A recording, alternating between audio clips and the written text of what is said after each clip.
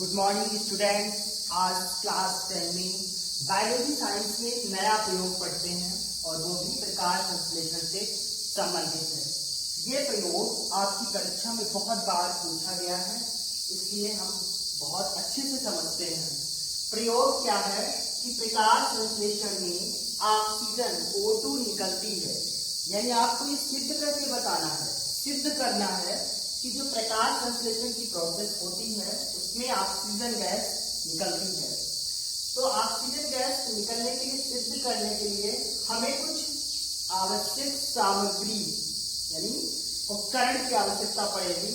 वो आपकी आवश्यक सामग्री बीकर, दूसरा फनल यानी कि कीप और जली पौधा। जली पौधा ऐसे पौधे जो जल में उत्पन्न होते हैं। तो यहाँ पर जली पौधा हाइड्रिला लिया गया है और परत पानी। अब यहाँ पर हाइड्रिला ही क्यों लिया है? क्योंकि हाइड्रिला में प्रकाश संश्लेषण करने की अधिक क्षमता होती है, इसलिए। तो परत पानी, इतनी हमें आवश्यक सामग्री की आवश्यकता पड़ेगी। अब इस पूरे प्रयोग को किस प्रकार करेंगे? तो यहाँ पर विधि लिखी हुई है, इस विधि के माध्यम से इसमें जैसा लिखा हुआ है उसी प्रकार करते जाएंगे और हमारा प्रयोग सिद्ध हो जाएगा। तो विधि में क्या लिया है कि सबसे पहली लाइन, हाइड्रिला के पौधे लेकर पानी से भरे बीकर में रखकर कीप से ढक दो। तो सबसे पहले आपको हाइड्रिला के पौधे लेना है और पानी के बीकर में, पानी से भरे बीकर में रखना है। ऊपर से कीप उल्टा करके रख देना है या कीप रख देना है। तो विधि के अनुसार हम इस चित्र में करते जाएंगे और हमारा प्रयोग सिद्ध हो जाएगा। तो सबसे पहले हाइड्रिला के पौधे की कुछ शाखाएं ली, यानी हाइड्रिला का पौधा कैसा हो, जीवित हो, और हाइड्रिला के पौधे की शाखाओं को लेकर के इस पानी से भरे बीकर में रखा और ऊपर से कीप को ढक दिया। ये आपकी कीप है यानी कि फनल, इसको ढक दिया। फिर बीकर के पानी में कुछ सोडियम बाइकार्बोनेट मिला दो। तो जो ये बीकर के अंदर पानी भरा हुआ है, पूरे बीकर में, इस पानी में सोडियम बाइकार्बोनेट मिला लेते हैं। और सोडियम बाइकार्बोनेट मिलाते क्यों हैं?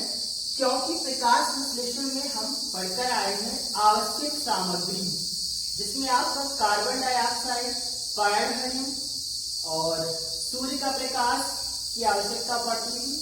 तो हम यहाँ पर प्रकाश संश्लेषण का प्रयोग करने जा रहे हैं, इसलिए हाइड्रिला के पौधों को प्रकाश संश्लेषण करने के लिए कार्बन डाइऑक्साइड की भी आवश्यकता पड़ेगी। तो उसकी पूर्ति के लिए इस बीकर के अंदर भरे हुए पानी में सोडियम बाइकार्बोनेट मिला देते हैं, जिससे पौधे को CO2 यानी कार्बन डाइऑक्साइड मिलती रहेगी। और फिर क्या करते हैं कि इस कीप के ऊपर पानी से भरी उल्टा परत नली, या आपकी परत नली है और ऊपर से बंद है, क्योंकि परत नली एक छोर पे बंद और एक पर खुला होती है। तो परत नली जिस छोर पे बंद है उस छोर को ऊपर रखेंगे और जिस पे खुला है उल्टा करके कीप के ऊपर रख देते हैं, यानी कीप के ऊपर पानी से भरी परत नली उल्टी करके रख देते हैं। और पूरे इस उपकरण को उठा करके सूर्य के प्रकाश में रखते हैं, क्योंकि आप कमरे में या बंद कमरे में रखोगे तो प्रकाश संश्लेषण की क्रिया प्रारंभ नहीं हो पाएगी, क्योंकि प्रकाश संश्लेषण की क्रिया के लिए सूर्य का प्रकाश आवश्यक है। इसलिए इतना कर करके इस पूरे प्रक्रम को उठा करके सूर्य के प्रकाश में रख देते हैं।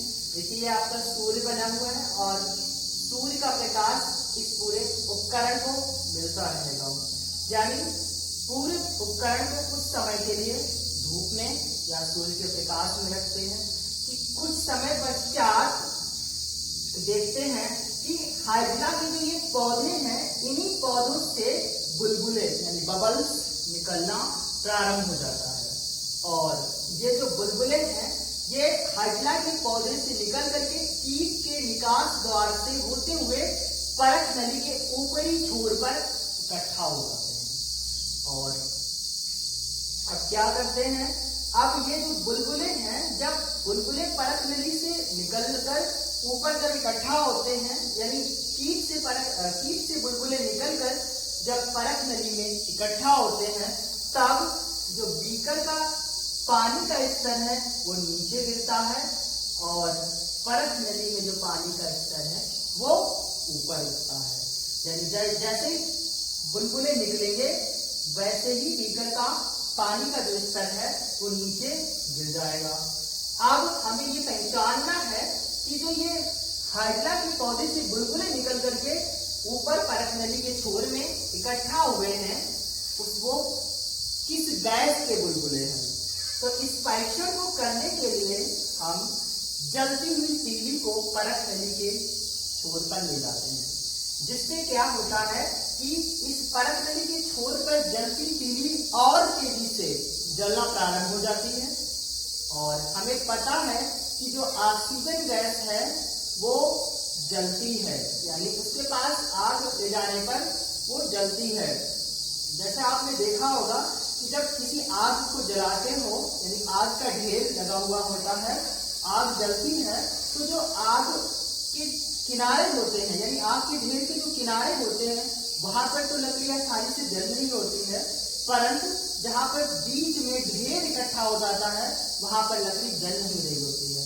तो उसको जलाने के लिए क्या करते हैं कि दूसरी लकड़ी लेकर के उस ढेर को चला देते हैं, यानी उसको हिला देते हैं, जिससे उसमें ऑक्सीजन गैस पहुंच जाती है और वो भी लकड़ी जलने लगती है। इससे समझ में आता है कि जो ऑक्सीजन गैस है वो जलने में सहायक है या ज्वलनशील गैस। तो जो ऑक्सीजन गैस के पास यानी जो परख नली में बुलबुले इकट्ठे हुए थे, बबल्स इकट्ठे हुए थे, उस बबल्स के पास जलती तीली ले जाने पर वो तेजी से जलने लगती है। इससे ये सिद्ध हो जाता है कि इस पूरे उपकरण में हरे पौधे जिनमें क्लोरोफिल था और जल, कार्बन डाइऑक्साइड जो हम सोडियम बाइकार्बोनेट से प्राप्त की और सूर्य के प्रकाश यानी इन सभी कच्ची सामग्री की उपस्थिति में इस पूरे प्रक्रम में प्रकाश संश्लेषण की प्रक्रिया संपन्न हुई और प्रकाश संश्लेषण की प्रक्रिया संपन्न होने के साथ साथ उसमें से ऑक्सीजन गैस का निष्कासन हुआ, अर्थात ऑक्सीजन गैस निकली, जिससे सिद्ध होता है कि प्रकाश संश्लेषण में O2 निकलती है।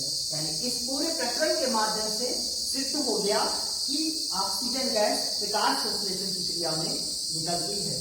और ये पूरा प्रक्रम है, आप इस पूरे प्रक्रम को भी आप बनाओगे, अच्छे से समझोगे। यानी प्रकाश संश्लेषण में O2 का निष्कासन प्रयोग यानी ऑक्सीजन का निष्कासन प्रयोग, इस प्रयोग के माध्यम से आप समझ जाओगे। ये आपका हाइड्रा है यानी जली पौधा, इसके साथ फनल, ये पूरी चीज को उल्टा करके रखा गया।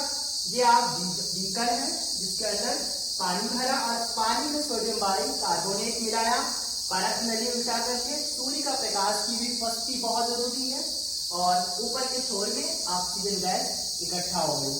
तो ये इस प्रकार था प्रकाश संश्लेषण में ऑक्सीजन निकलती है यानी ऑक्सीजन गैस का निष्कासन का प्रयोग और सिद्ध भी हो गया।